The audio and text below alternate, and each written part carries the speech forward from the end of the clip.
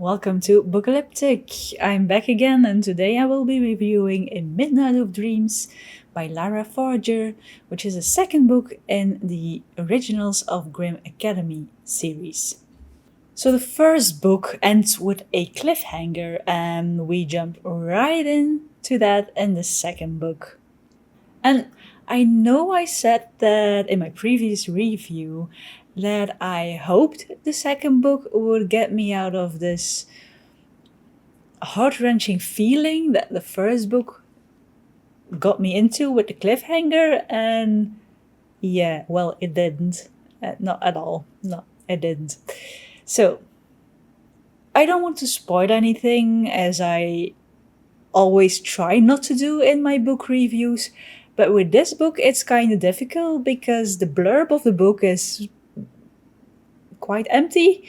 There is not really a blurb. There is a, oh, wouldn't you like to know what's going to happen? And then sort of a couple of things like it's spicy, there's a grumpy fake prince, Dark Academy setting and all that, but there isn't really a blurb, so that makes it kind of difficult for me to give my review without giving you cliffhangers, spoilers, and all those things. But I'll try. I'm going to try. So, A Midnight of Dreams. This one, of course, also has the Fantasy Academy setting, the curvy FMC Anna, and a grumpy Fey Prince. So, the world building for the places like the academy, the housings and the surroundings, that's okay. But the world building for the time period in which the book is taking place, without saying too much, is kind of shortcoming. It fell a bit short for me, like there are things referring to, oh, we don't have this in this time period, or we don't have that in this time period. But apart from that, it's really not giving that time period vibe. For the character building, I wish I could say that I like Anna, but I actually didn't, not at all, because Anna keeps making the same wrong choices, the same mistakes, and then she does recognize it because sometimes she says, "Oh no, I effed up again." So she does know she's doing it, but then two paragraphs later she's doing it all over again. So it's not like she's learning actually. And I remember that in the previous book, the first book, she also did those things. I'm not getting the feeling that she's progressing, that she's getting better at something, because it's like she's in this never ending cycle of making bad choices. And then she takes other people with her while she does so. So there are, yeah, there are some, well, let's say that her friends aren't really forthcoming in that part either, because she drags them into some pretty devastating things by the choices she makes and the decisions she makes. But then it doesn't seem like they acknowledge that. Like, they're okay with it at first, and then all of a sudden they go into just ignoring her.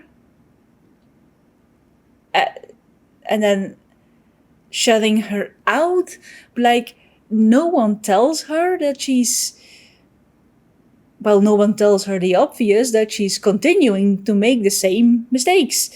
So she doesn't stop making the same mistakes either. And that's, well, some parts of the story I was like, no, you're kidding me. You're not going to do that. No.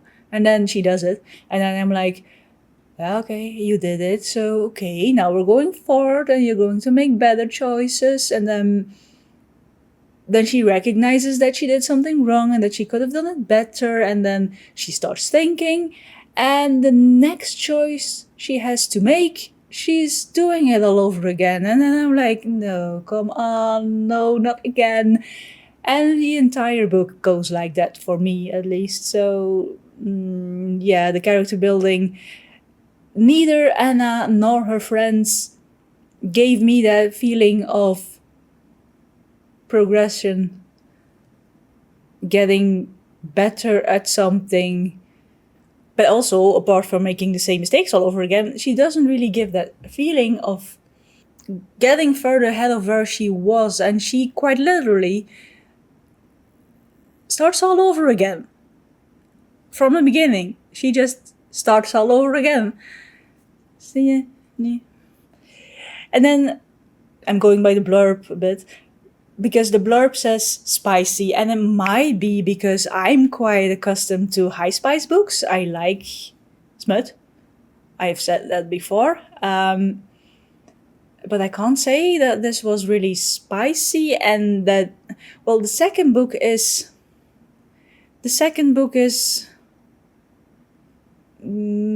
less spicy, if at all, than the first book, and it's all really slow burn, like slow burn.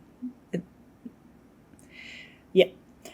And then the story also, it has certain time jumps, and those time jumps make it feel, they are too abrupt, and it's off pace. It doesn't feel okay while reading it.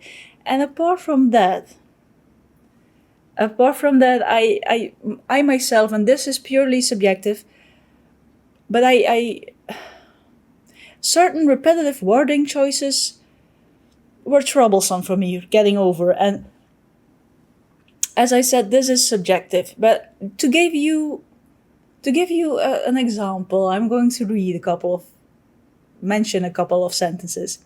Like, it's with a fierce look that I nudge her to talk. It's with a healthy dose of annoyance that, blurring the name, he snaps me out of it. It's with bated breath that I watch the struggle on her face. It's with a shrug and without hesitation that I say. So it's with the phone still in my hands that I drift off. And I can keep going on because there are a lot of these sentences, a lot of these wording choices in the book. And I don't mean to undermine, I don't mean to talk bad about Lyra, about her wording choices, about how she writes books. As I said before, this is subjective. But for me, it gets me out of the story. Because every time I see something like that, every time I see a sentence starting like that, I'm like, no, not like that. You can say, I nudge her to talk with a fierce look. Or even with a fierce look, I nudge her to talk. Not, it's with a fierce look. And that, it's with, it might be a writing style I'm not accustomed to. It might be a completely separate style that's just not for me. Because, again, this is subjective, and I'm not trying to bad talk the book. At all, I'm not. But for me, this was off-putting. It really, really was. And I can't remember that the first book, well, there were a couple of those sentences in the first book, but not as much as in this one. As I don't remember them to be there, so I think they weren't there because this really, it stuck in my head. And while reading, the whole time was like, oh, here we go again. And oh, yeah, there it's again. So, yeah, subjective, but that's for me, I didn't like that at all. And having said that, I did like the book. I mean, I had these moments where I was doubting if I should finish it, if I should continue with it, because sometimes it was really difficult for me.